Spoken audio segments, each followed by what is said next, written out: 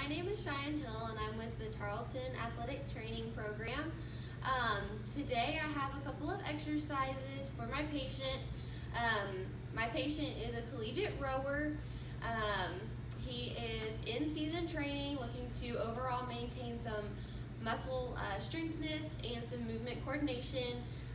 That everything has to do with those different stroke motions that rowers partake in. So today for my first exercise, I'm going to be doing the seated row. And the purpose of this exercise is to maintain like strength, power, and endurance while working on certain muscles.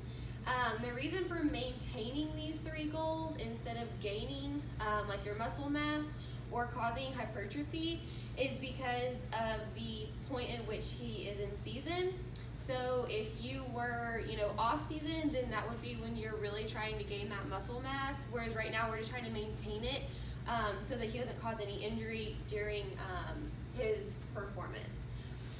So for our first one, the primary musculature is going to be the erector spinae, latissimus dorsi, rhomboids, and then your middle and lower trapezius, as well as your teres major.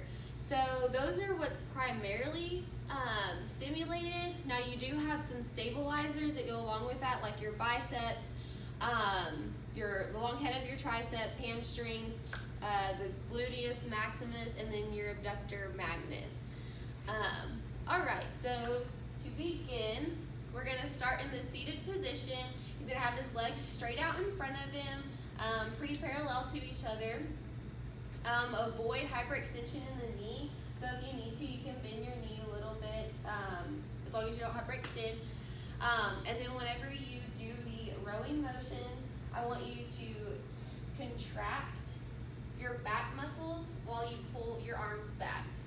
Now if you notice, he's sitting up very straight, and whenever he pulls his arms back, he's gonna squeeze in the middle of his back as if like I put a pencil there, he should be able to hold a pencil. And he needs to release back to that starting position, extending his arms. Needs to make sure that he keeps his chest up and slightly out. And pull back. That's really good, and you want to make sure that you keep your head straight. Don't turn it sideways, flex it, extend it, anything like that. And you always want to make sure that you're activating the correct muscles and targeting those so that you don't cause any back pain or injury. And that's how you do a seated row.